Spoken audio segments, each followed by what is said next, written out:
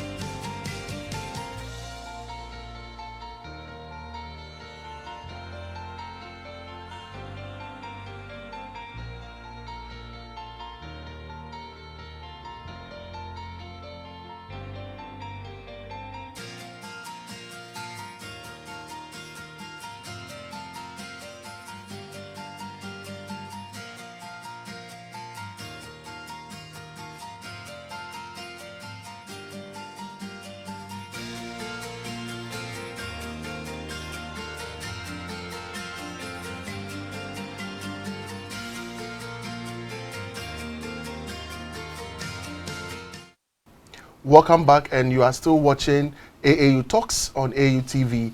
And today we are discussing alternative funding sources for African higher education.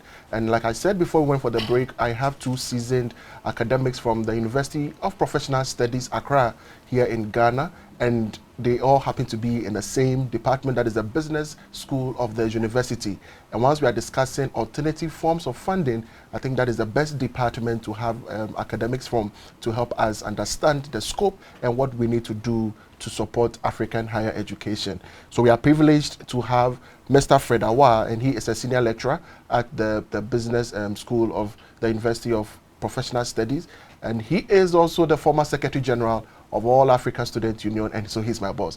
You are welcome, Mr. Awaah, to AU Talks. Thank you very much. Great. And we have the head of department of the School of Business Administration, University for Professional Studies, Accra, and he is in the person of Dr. Emmanuel Asamoah. Doc, you are welcome to AU Talks. Thank you very much. Thank you.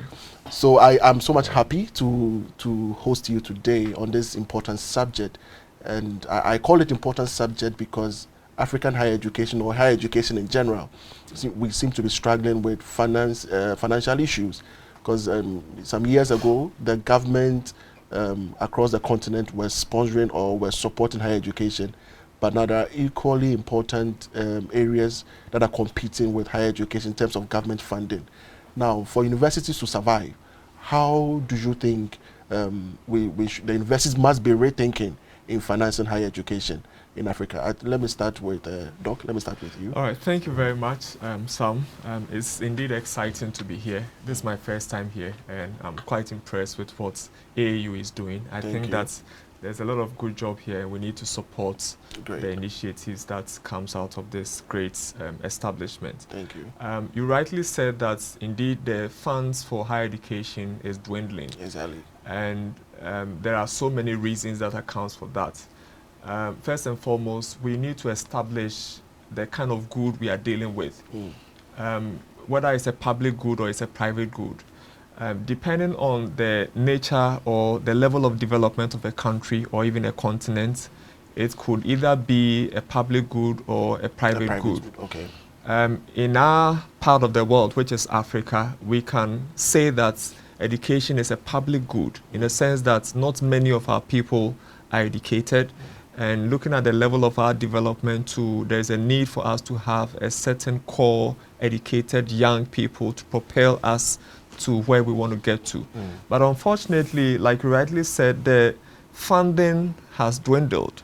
So that if we say it's a public good, then the public should support the growth and development of the sector. But that has not happened. Okay. And the reasons are not difficult to find. There are competing demands.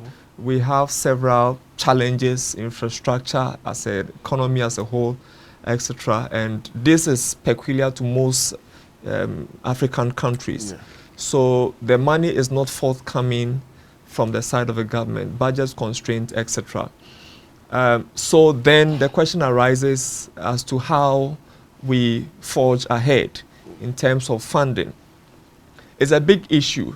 Now, my approach to funding higher education is very simple. First, let's look at what we currently have and how are we using the limited resources at our disposal. Because I believe that if anybody would want to give you money, they would first and foremost want to know the little that you have, how you spend it. Okay. And that is very key. Because universities all over Africa, I believe, in spite of their dwindling resources, still have something.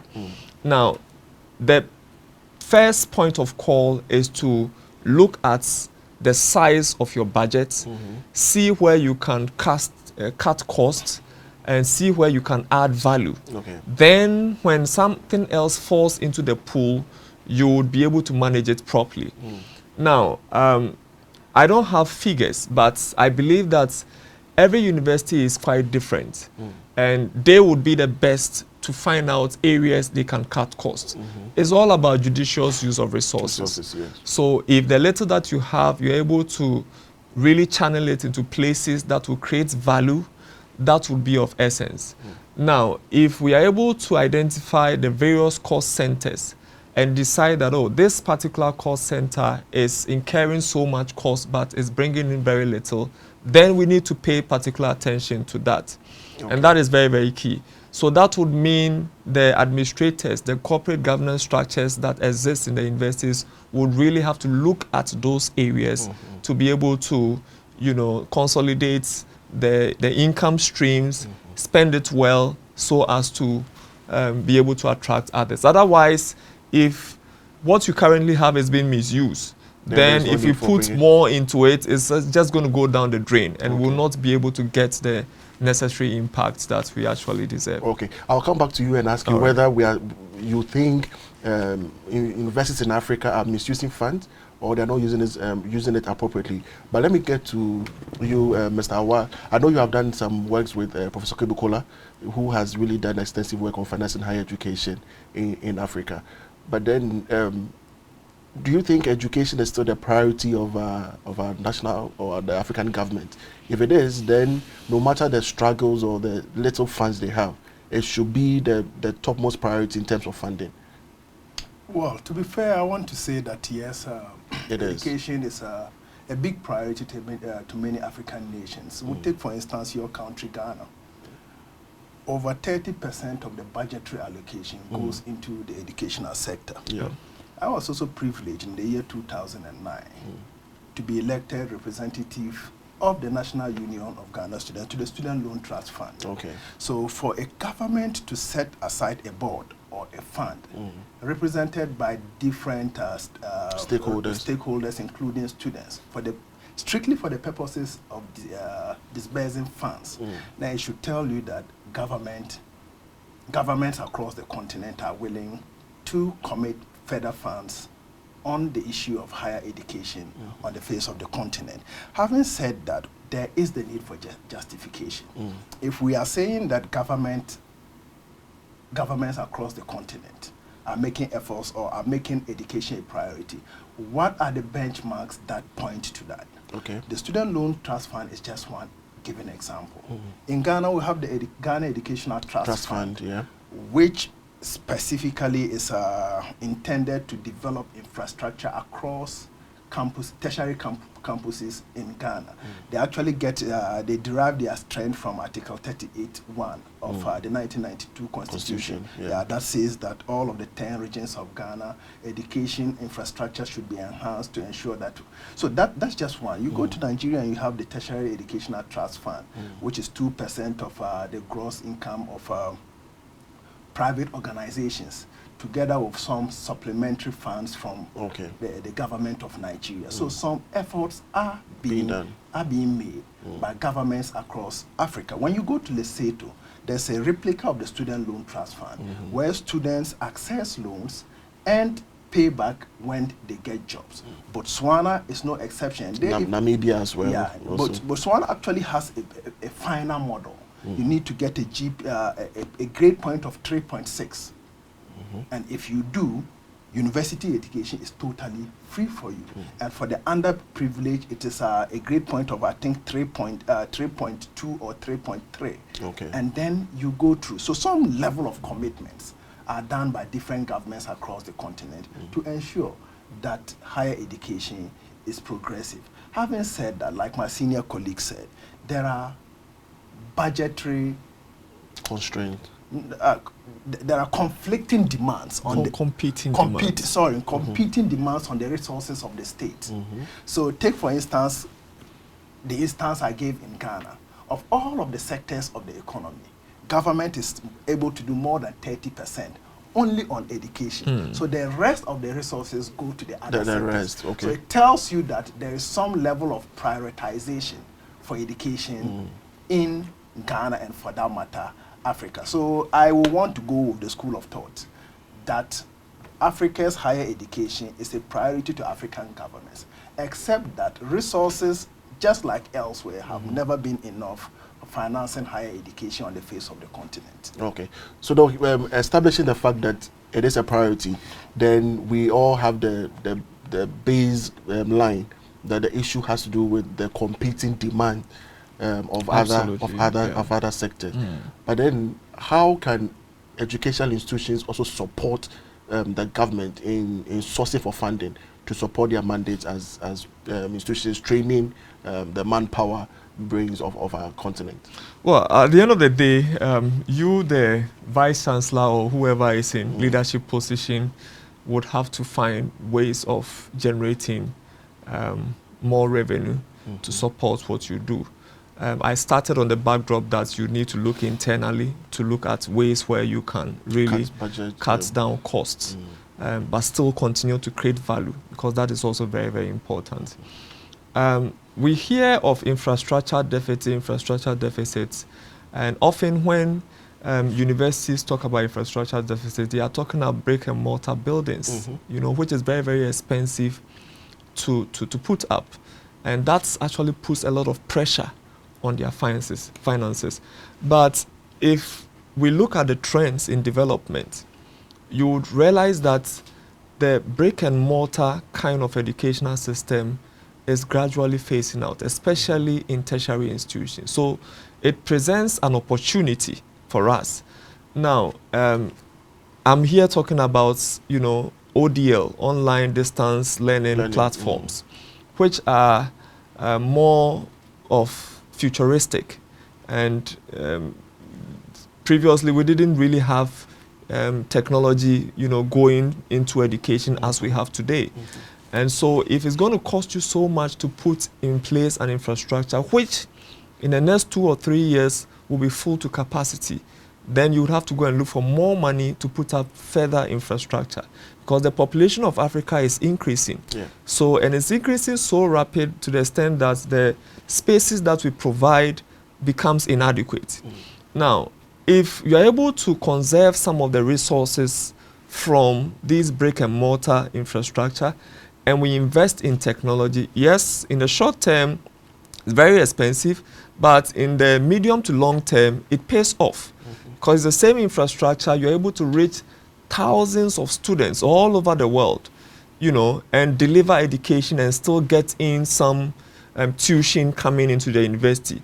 This way, you are not restricted to just one particular environment. You are actually offering education to people all over Africa. There are some universities that does too well with that. I can quickly mention of UNISA. UNISA in South Africa, for instance, has actually improved because of their technology, to the extent that you can sit in Ghana and still pursue programs in UNISA. Yeah. If you go to Europe and other places, that is actually what is changing the face of education. So, and you and I know that it costs so much to put up a building, you know, to accommodate students, which in the next 5 years becomes inadequate. So we need to really look at the sort of allocations we do and our priorities, and also consider the future, what the trends are, and that should help us in channeling resources to the right places. In Ghana and other places, you know, we expect a boom because of free SHS, which is currently in Ghana. In the next 3 or 4 years, currently we are struggling with space in the secondary schools. It's going to get worse when all these students hopefully pass, supposed to get to the tertiary and they are looking for tertiary education. And it will cost so much to put in place the infrastructure to accommodate all these students.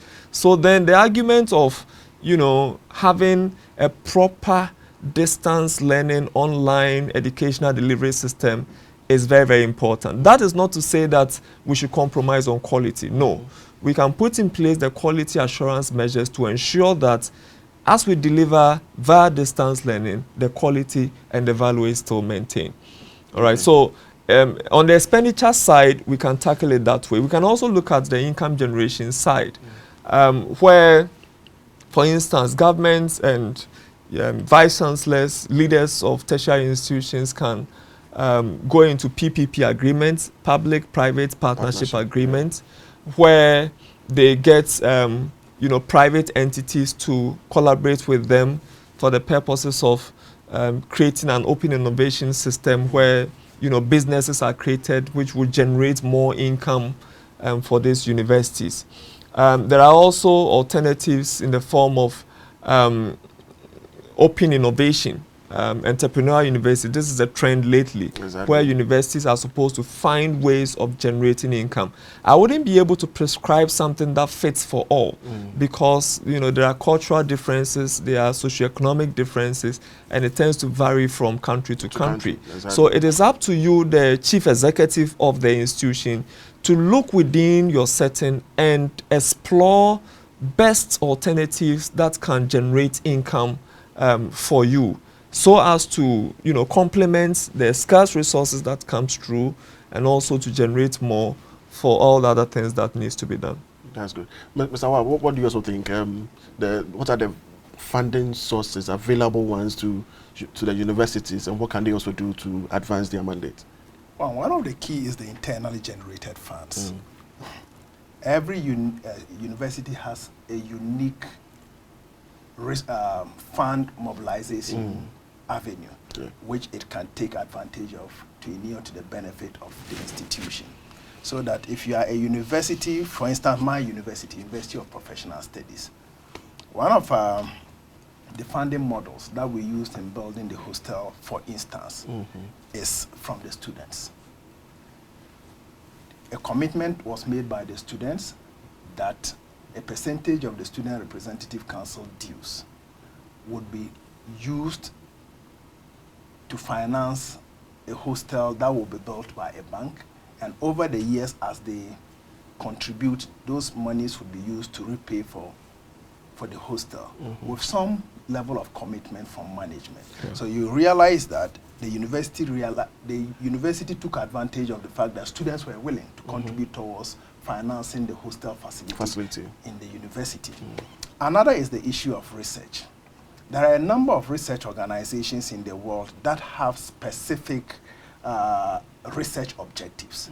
If you are a university and then you want funding from such organizations, then you need to tailor your research orientation towards such that you can be able to qualify for the resources to use for your research. And actually, one of the cardinal pillars of every university is research.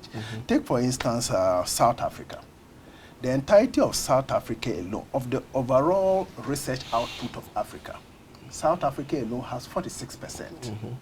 And it's known as the powerhouse of research on the continent. Absolutely. It is because a lot of investment is done in the area of research, and it is not necessarily from government. There are agencies that fund researchers. So indeed, if you understand that as a vice chancellor or management of an institution, then you log into the reasoning of those organizations that need those researchers. You get the funds, and then you do the researches. You benefit, and they also, it's a mutual thing. Another option that works in some parts of Africa is the issue of full fee paying. It is not very popular with African students because a lot of times students agitate. But in other jurisdictions where students are consulted, they do agree. Two options. When you are able to meet a certain grade mark, then government can give you non-fee paying courses, which is minimal. So then you are it's a subsidized utility fee you're supposed to be paying, or academic user fee you're supposed to be paying. However, if you don't meet those general requirements but still qualify to go into the university, then you pay for the full cost of training a graduate, and it pertains in Ghana. I went to the University of Professional Studies and then the University of Ghana. The University of Professional Studies is a flat rate. But University of Ghana, whilst other students in the same class are paying almost nothing, just minimal fees, other colleagues of theirs are paying very high prices because very high fees because it is a way of getting income to train the student at a cost not to the university but to what? The student. Yes, but it is based on affordability and then the income level of parents. That is true. And if the parents can afford, then they would pay. Yeah. But in situations where we know the economic, socioeconomic status of parents in Africa, very few of them can afford. No, that is very true. That is why in a number of jurisdictions there is a buffer system of cushioning parents and students who are needy. Take, for instance, the case of Ghana, the Student Loan Trust Fund. I am a beneficiary of the Student Loan Trust Fund. Government makes provision. Annually, there's an amount allocated to every student that qualifies to get into a tertiary institution. That you can access some amount of funds to take care of your university education, but pay back once you graduate and you start working. And remember that there is always the issue of how early do students pay back. Government, knowing of this, puts in checkative measures through the guarantors, so that if you get out of school and you are not able to get a job within a reasonable period of time, your guarantors are taxed to pay if they are going on so there may be some challenges, but even not to cut you short, but Mr. looking at the Student Loan Trust Fund, for example, the money that is given to the student per semester cannot pay the fees. Let's look at the annual amount. Because I remember when we were in school, it used to be 230 cedis per semester, and a year was somewhere around 500 and something. And your school fees is spanning around thousands and 2,000. So that amount of money is still not even enough to pay your fees, your hostel accommodation, and the rest. That is why I looked at it from the perspective of different countries. Okay.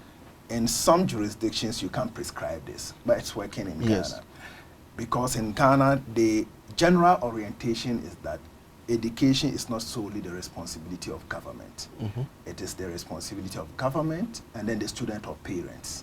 Okay, so government makes some efforts. The expectations are that parents or students also do. You can't prescribe this in a country like South Africa. Because the reasoning is totally different. The SADC region, you can't prescribe this in Namibia and you can't do same in Botswana. But it depends on the country. That's why the suggestions are not blanket.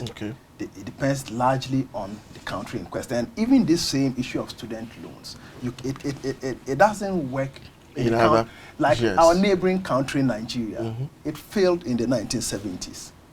Okay, it started well, but recovery rate was very, very low and poor, and then population growth So the country couldn't manage that. So currently what is successful for them is the issue of bursaries and scholarships. They do not have the student loan scheme any longer. Okay. Now, Doc, let me get. You want to add? Yeah, I something? want to add something to us about the alternative sources of funding. You know, when we talk about research, attracting research funds, I think that is also not forthcoming as we expect.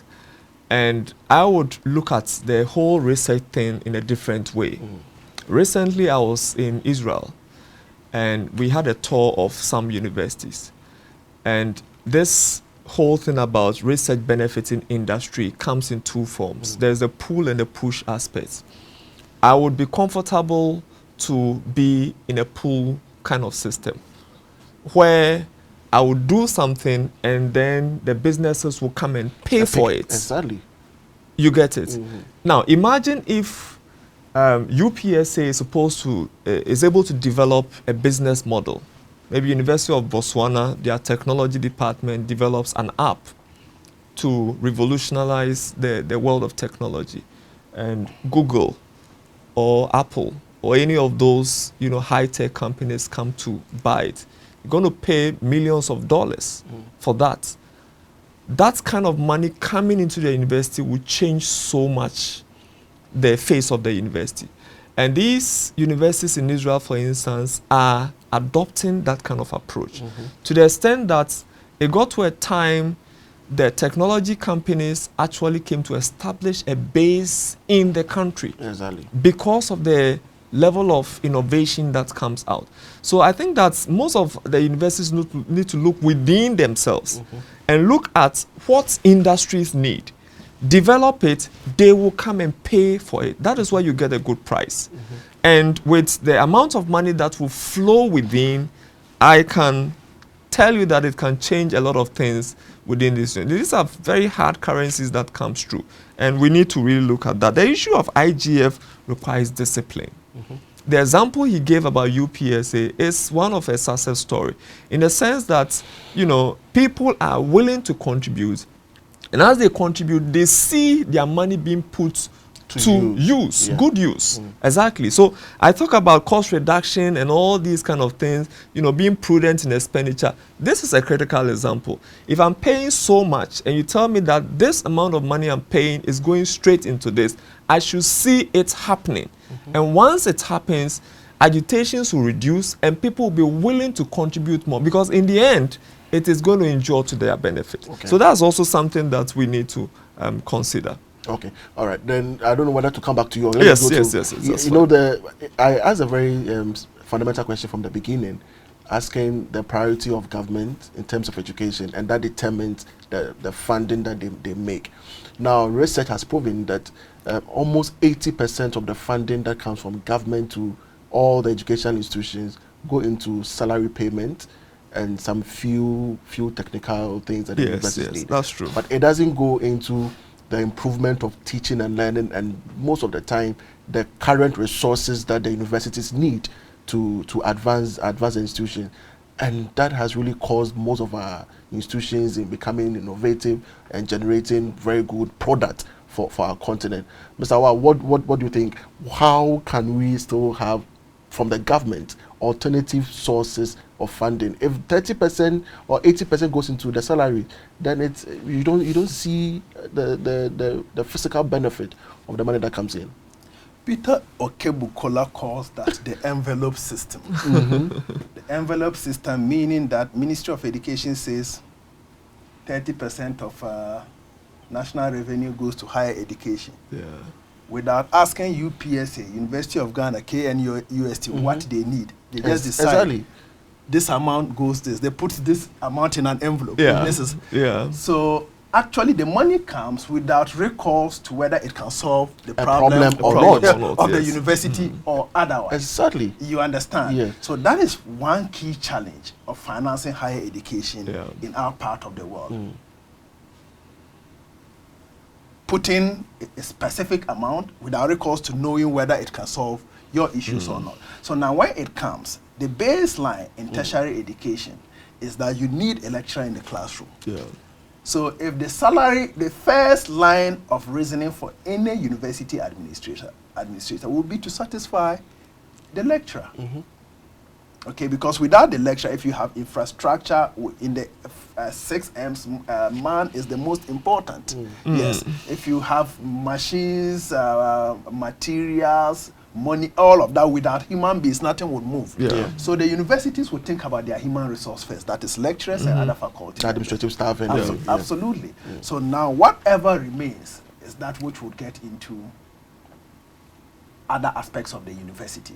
So usually then you'll be thinking of maybe IGF, like I said, or donor partners coming in, or you're trying to impose the fee paying system, so that you can get resources from the students to be able to run the organization, and multiple other sources of funding that you can think of. I think that it is not helping our higher education, because truth is, before you can solve a problem, you must know the problem.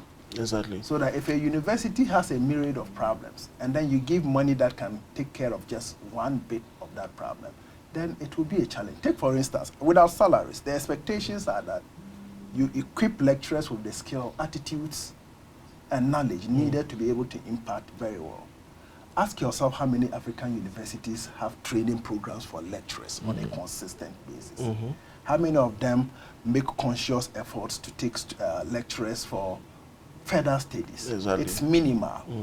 Do you understand? So all of these are things that governments must consider when making budgetary allocations for the educational sector. Having said that, I haven't moved too much from my initial statement that government has competing needs. Priorities as well. Absolutely, and education is just one part of them. And in order to harmonize all of the sectors towards achieving the goals of the country, government must be able to say that this is how much can go to this sector, and in that instance, education should be able to take this. And the envelope system usually is what they use, which I think is not right. But financial constraints sometimes pushes African governments to go that way. Okay. All right, so to that, leadership is key. Leadership is really very, very important. You know, the orientation in some years back was that government is responsible for funding tertiary education. So you get people in leadership positions who just sit and expect that the money should come. So we spend. But the dynamics have changed. Now, if you ask me, we need businessmen and women to be at the helm of affairs. Because you see, a businessman thinks in a certain way.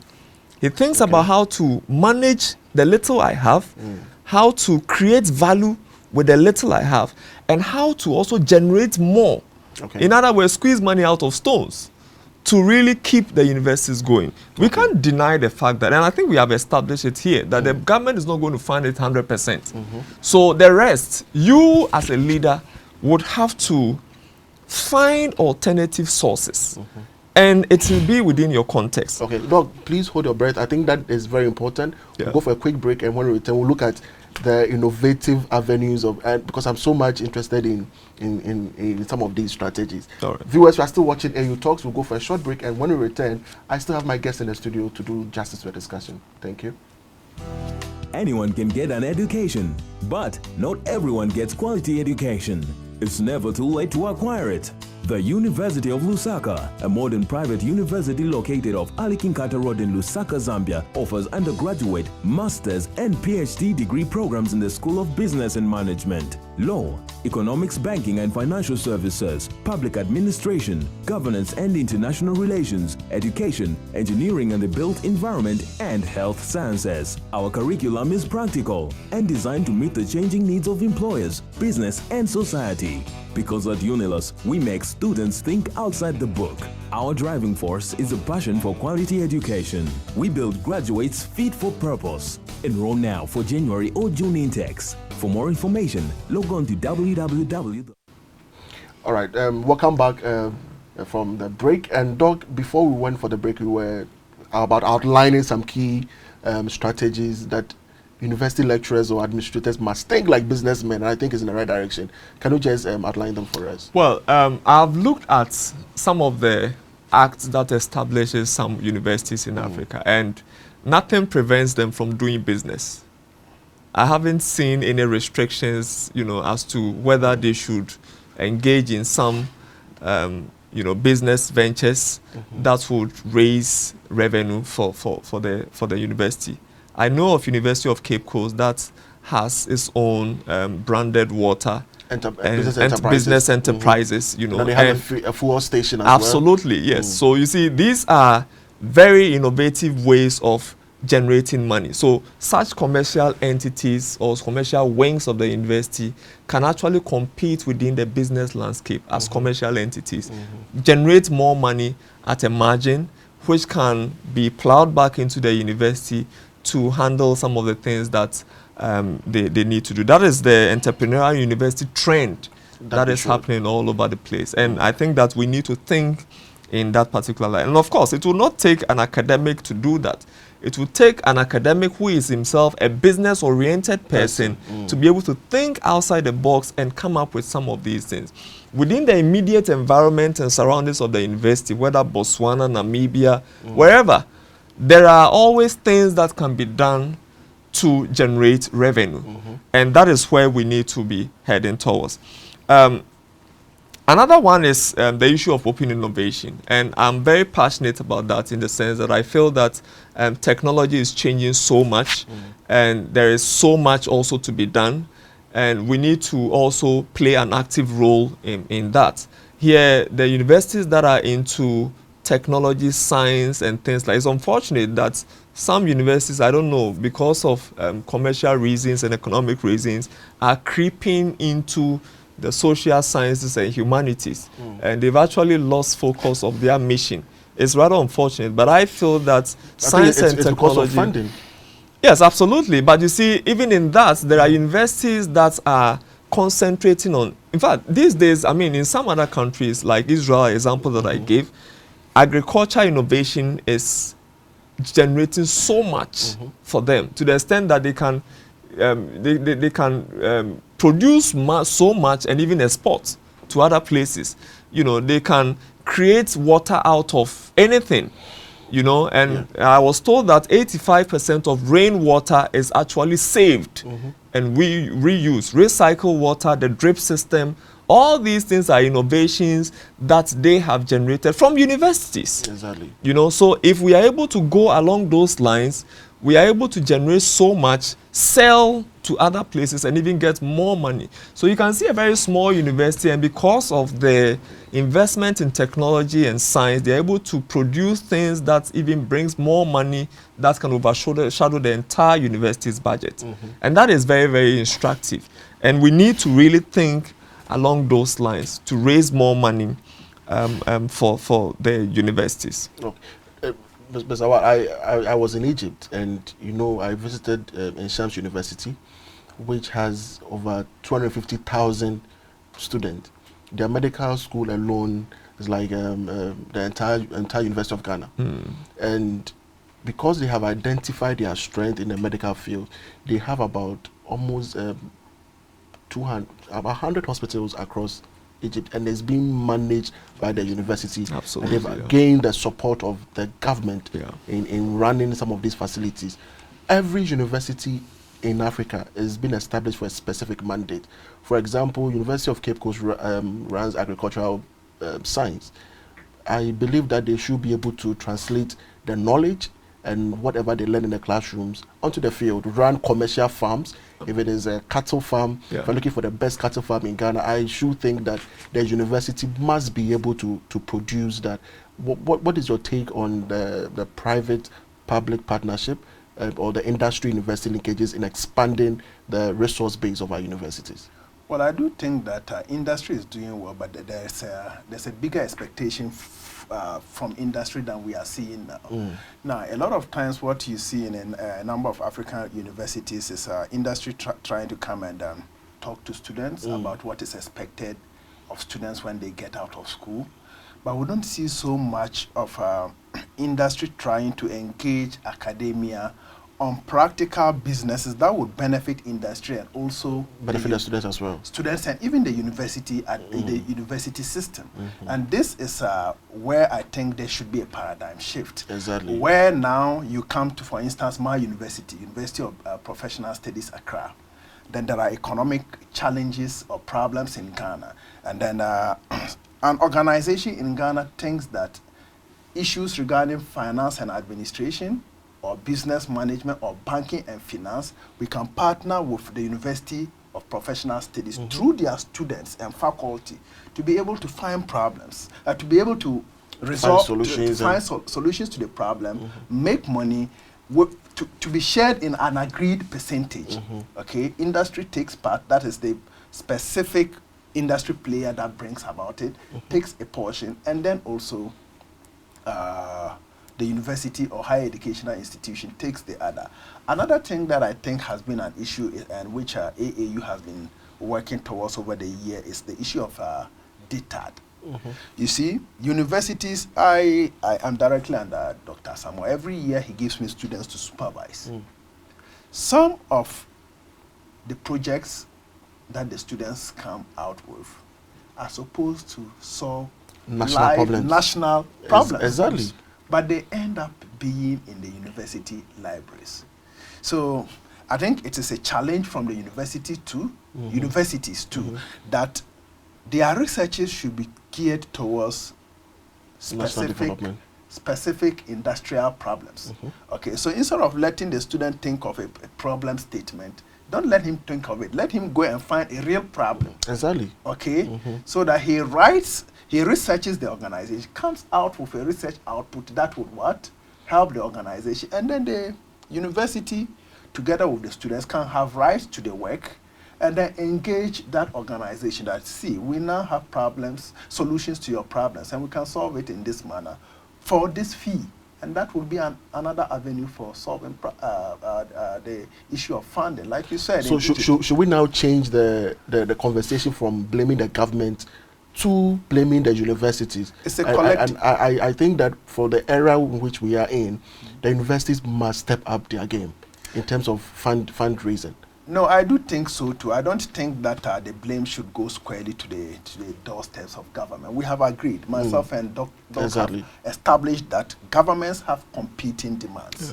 Okay, and then basic study of economics reveals that there's no state, not even the so-called advanced states, have ever had resources enough to solve all of their problems. So whilst we expect from government, and we know that government has a cap that they can give to us, we also have a responsibility. What is our strength as a university? One of our key strengths that perhaps we don't have key competitors in is research. Research geared towards solving the problems of the nation. And not for academic promotions. Not only for academic promotions. Absolutely. Yeah. So when universities start rethinking this way, I think that things will change. And of course, with the business orientation that Doc was suggesting. For instance, if you are in a university where promotion is based on your research writings that solves problems of industry, then your university gets money because of your write-up that brings money, and then the university gets part of the money. Then they promote you. You see, that would encourage other academics within the environment to do problem-driven researches, to be able to solve those problems, to inure to the benefit of the researcher, the university, and industry. And it takes a business-oriented leadership to be able to do that and do it well. I can agree with what Mr. Awaah is saying, and I think that point would have to be made again and again and again. The thing is that, there's a history where promotions, publications, researches was self-centered, I should say, in the sense that I have to write to get promoted. But it is time we maybe not shift entirely, but have a balance where part of your research should be able to solve problems and also rope in income. In my university, we have started promotion purposes, there is a portion we call commercialization, which is key. How much revenue have you been able to roll bring in as into a the lecture? university? Exactly. Okay. So it's not just I have published in 5 journals or I've published 10 papers in journals and so promote me. That is a part of it, yes, but there is also the option of community service and commercializations, which is a recent addition. So we expect that what you do, if you claim to be a fountain of knowledge, you should be able to sell your ideas and bring in revenues to the university. And I think that universities all across Africa need to think along those lines.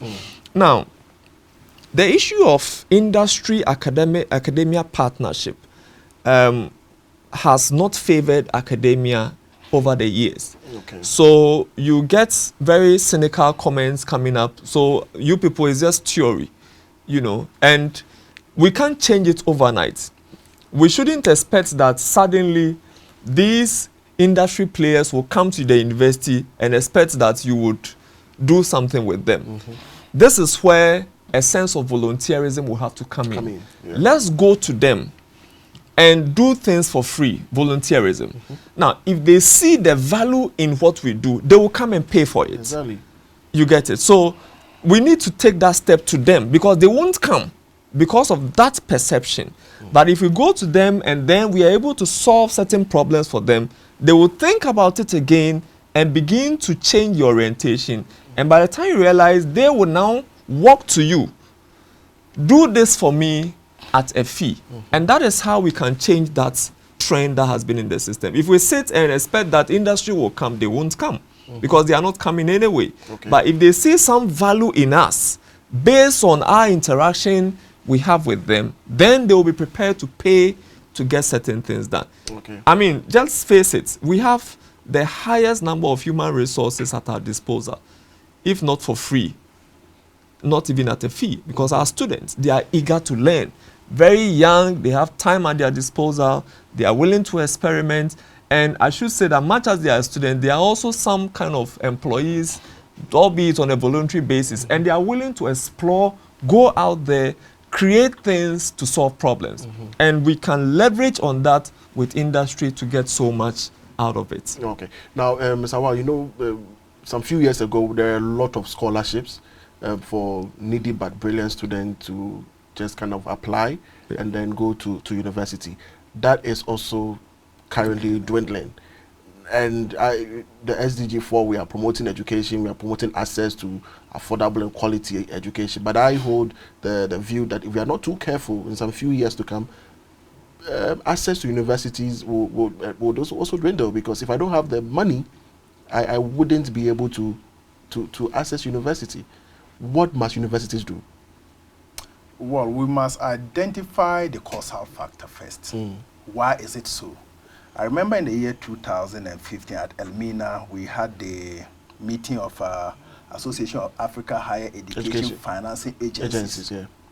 The causal problem that was identified by almost all of the presenters from different nations was the issue of massification of higher education.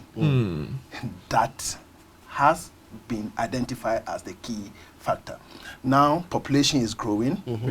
Everyone wants a university education. The number of universities are increasing. So the more you get university, people getting into the universities, then tendencies that the level of scholarships would dwindle, because what originally could take care of many now can take care of very few. Yes. So that is one of the key factors. And then if we want to go forward, the question is, would massification ever dwindle? And the answer is an obvious no. For as long as population keeps growing, universities would expand, because taste for higher education would also go high. And when many people want higher education, it would mean that funding or scholarships would need to increase. But we have already established that government doesn't have so much funds. Majorly, the source of scholarships when we were younger was government. Until recent times when we are hearing of different like petroleum development, petroleum technology and development fund in the case of Nigeria, just for people in the petroleum industry. You see, And even that is also government anyway. Yes. So you would realize that the challenge is bigger than we envisage. And I don't know how to conclude on this particular issue. Because for as long as there's massification of higher education, there will be competition for the few scholarships. And it will look as if scholarships do not exist. But they do exist, except that the patronage has increased. So a number of people willing to study, brilliant and willing to study, may not be able to get access to those scholarships. Okay. Now, Doug, let me get to you on issues of endowment. You know, it's also one of the basic avenues that universities can take advantage of. There's a whole lot of such in the US and the UK, where people donate all their estates and everything to support education. In Ghana, in Africa, we have very little of that. But how can universities take advantage of endowment systems as a key avenue for funding higher education? I think there is a response, and it's a very positive response among the universities in Ghana. Just recently, in the last, I think it's even less than a year, 2 universities I can mention have launched endowment fund. One is University of Professional Studies, which recently launched the Vice Chancellor's Endowment Fund with board of directors and people contributing towards that. And I'll tell you what happened. When that fund was launched, all of us bought into it. The SRC contributed, the UTAG, that's the University Teachers Association, contributed. And the interesting thing is that when we went for academic board meeting, you know, we have certain allowances. Every single member of academic board decided to donate our allowances over a period towards that fund. The entire allowance? Yes, exactly, the entire allowances. And then also it trickled down to the department. I went to my department, I said, when we have meetings once in a semester, we are paid some allowances. I said, let's also support this initiative by the Vice Chancellor, because as lecturers, sometimes you get students coming to you. I can't pay my fees. So if this noble idea has come up, what do? You must support. So all the lecturers in uniformity decided that, okay, we are also giving our allowances to support the Vice Chancellor Endowment Fund. And I believe that these are things that are not difficult to do. And people are willing to make those sacrifices to at least get more people into education. You rightly raised the issue of, you know, very wealthy people donating towards endowment fund. And endowment fund, University of Ghana has also recently launched an endowment fund where, you know, agencies were expected to contribute, and I believe it's doing well, just like the University of Professional Funds. We've supported so many students through that. Now, for many people in corporate world who are well-to-do, we have very rich businessmen, men and women in Africa. I believe that as part of their social responsibility, not even the corporate, but even your personal responsibility, you can take up upon yourself that, look, I will sponsor 1 or 2 students from needy communities, not from somebody else's community, but my own village. You know, if somebody does well, qualifies for university, I will take up the cost. And I don't think it is something to do. It's all about packaging some initiatives and selling it to them, not for money, but at least giving a pitch for them to understand the concept. And I believe that there are so many wealthy men and women as part of their social responsibility who will be willing to do something with that. I don't think we have reached out enough to them. And we begin to, it's our time we begin to do that. And that's possibly even self-actualization. There are people who have accomplished so much. And they would, you know, Bill Gates, he has everything. But, you know, he has decided to give so much. It's self-actualization. And we need to identify such people in the banking industry, in the mining industry, etc. Most of them are so busy to even think about some of these things. But if you present it to them in a very nice way, I believe that they are more than willing to support, to sponsor such universities, because the numbers wouldn't increase. When we were younger, we were counting population of 80 million cities in Ghana. Now we are hitting almost 30 million. And I'm sure Nigeria is not different. South Africa is not different. Namibia is not different. Imagine. So we should expect that the population will always increase. Unless we bring in some strategies and mechanisms to ensure that... In Nigeria alone, they have 1.8 million enrollment a year. Imagine. Students. Yes. And they sit not less than 608 in universities. Yes. So clearly, the numbers will Will always keep growing. go up. So it means that the universities will affect the must funding think streams as well. Exactly. But one key thing I've picked from this discussion is that universities must think innovatively. Absolutely. We must go beyond looking at the government, because no matter what, the government funds may not be sufficient. Yeah. And so I remember after our general conference, AAU General Conference 50th anniversary in 2017, we wrote up, because this was one of the key issues, financing higher education. So we came up with training workshops to bring all the universities administrators together to think about how innovatively we can raise funds. One of the key outcome of this workshop is that we must come up with resource mobilization plan. That's true. Every university must come up with a resource mobilization plan, and the plan really speaks to a fact and then identify the clear ways of raising funds to support higher education. Let me take a final comment on the resource mobilization plan that every university must have, aside your strategic plan, your mandates, and your SOs and everything. Do you think every university must have a strategic plan in terms of resource mobilization? Absolutely, they should, because truth remains that what government gives you is fixed.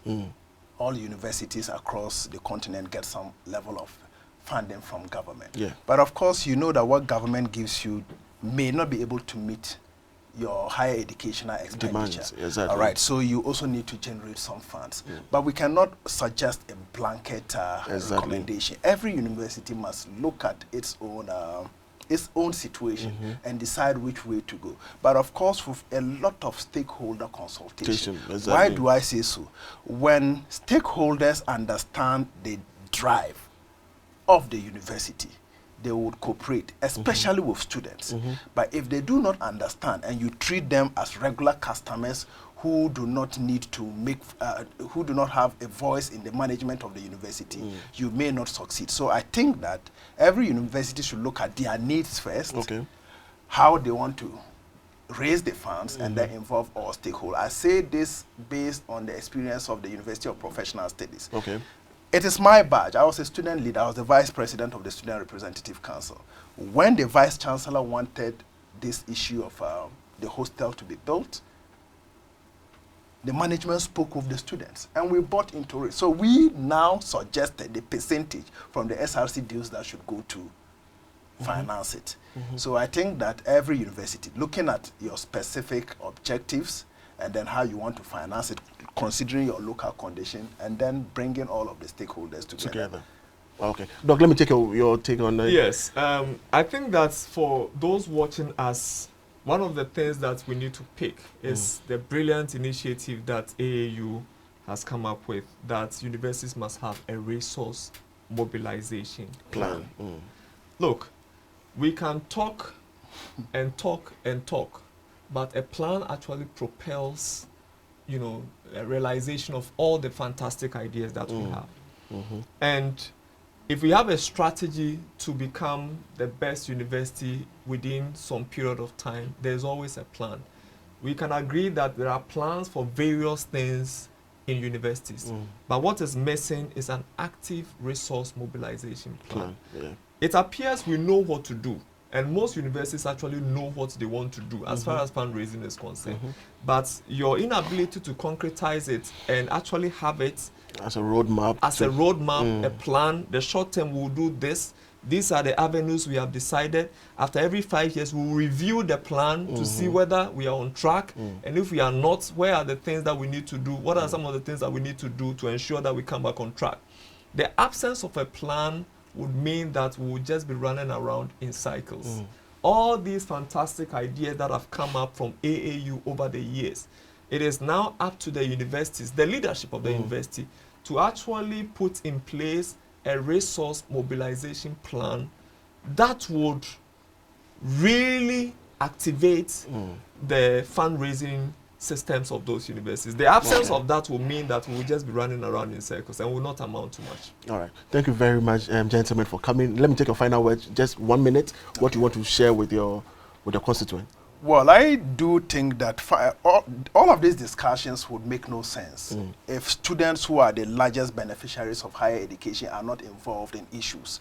I know you will never go without talking about students. Yeah, absolutely. Yeah, absolutely. In line with that, the Association of African Universities has put on a number of programs to train students on the skills that they require to be able to support management. Management, exactly. The first edition was in Ghana, and the association is bringing it to Nigeria from 26th to 28th of this month. So September. if you are a student and you are watching us from Nigeria, it is at the University of Port Harcourt. Port Harcourt. If you are a dean of students, you need to be able to manage your students well so that they can contribute. This event is for you, and it is organized by the Association of African Universities. If you are a hall tutor or a hall master who manages students, it is important for you to be able to attend this program. So after this, in the next program, the producers will put the details of that event so that you can follow and then register.